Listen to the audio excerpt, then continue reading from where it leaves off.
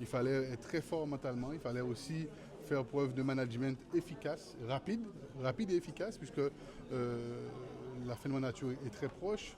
On ne parle que d'un an pour l'instant, donc ça sera 2 ans. Donc il fallait aussi s'occuper de notre personnel, qui eux sont quand même le poumon, le cœur même de l'agglo. Donc il a fallu faire surtout preuve de management, également sur le plan politique, puisqu'il y a aussi des élus. Rappelez que quand même que la CARL, à un moment donné, c'est très difficile. Et donc l'impulsion que j'ai donnée, la volonté que j'ai donnée qui consiste à s'unir, à faire preuve de cohésion, à retrouver certains automatismes d'élus qui sont censés faire preuve d'esprit communautaire. Donc il fallait l'impulser. Et donc évidemment, je suis très fier d'aujourd'hui du résultat.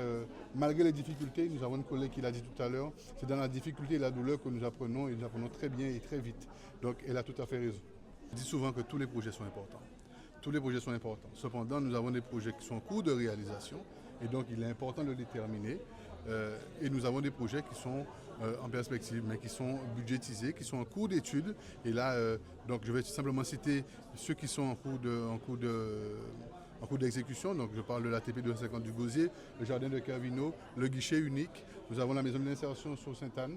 Nous avons également mis en place une politique liée au fait d'avoir des tiers-lieux au niveau des différentes communes. Donc nous avons acheté un tiers-lieu au niveau du Gosier, au niveau de Saint-François, bientôt au niveau de la Désirade, puisque le but c'est de permettre aussi à la CARL d'être présente sur tous les territoires et pas forcément avoir un siège central qui obligerait la population de pouvoir se rendre à ce lieu. L'idée c'est que la CARL soit à disposition du territoire, de la population, de tout le territoire, que ce soit du Gosier, de Sainte-Anne, de Saint-François ou de la Désirade. Et évidemment les projets qui sont en perspective et qui sont en cours, en tout cas au niveau des études.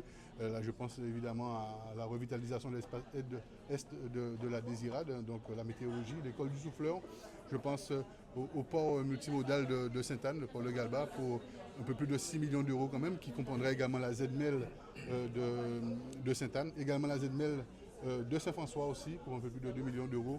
Donc nous avons beaucoup de projets en cours de réalisation. Et ne pas oublier aussi qu'en même temps, en parallèle, nous intervenons sur des projets des différentes communes dans le cadre du fonds de concours qui consiste à intervenir à 50% de la part communale.